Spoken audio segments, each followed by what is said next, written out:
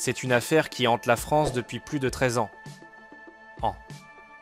Et pourtant, elle continue de faire parler d'elle aujourd'hui. Mais cette fois, ce n'est pas une nouvelle piste officielle qui agite l'actualité. C'est un influenceur bien connu du grand public qui s'invite dans l'enquête. Akababé, spécialiste des scoops sulfureux et des clashs dans le monde de la télé-réalité, a surpris tout le monde en annonçant une toute nouvelle mission. Retrouver la trace de Xavier Dupont de Ligonnès, fugitif tristement célèbre soupçonné d'avoir assassiné sa femme et ses 4 enfants en 2011 à Nantes. Un changement radical de ton pour le blogueur, qui, depuis plusieurs jours, partage sur ses réseaux sociaux des messages cryptiques, des supposées révélations et même des appels à ses abonnés pour mener l'enquête.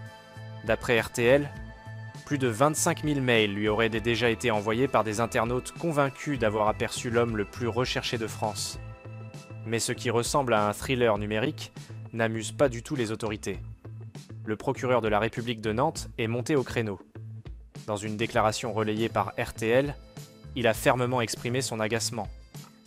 Cette initiative chronophage pour les enquêteurs génère beaucoup de fausses pistes et peu de résultats. Autrement dit, chaque signalement, même farfelu, doit être vérifié. Résultat ? Des ressources précieuses sont mobilisées inutilement, au détriment de l'enquête officielle.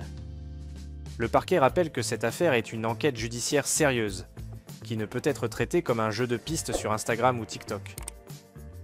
Malgré les critiques, Akababé persiste et signe.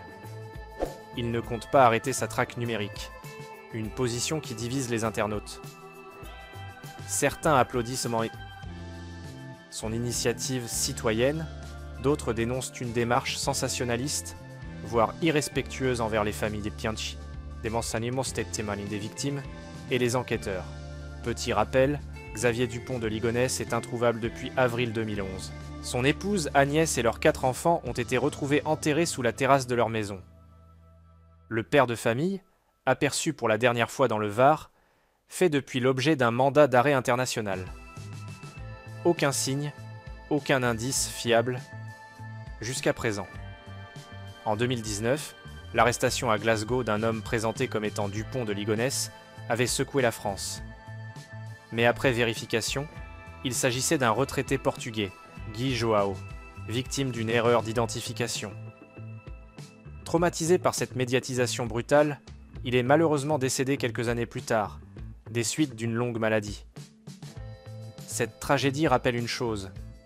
Cette affaire, bien réelle et douloureuse, ne doit pas être transformée en série à rebondissements pour les réseaux sociaux.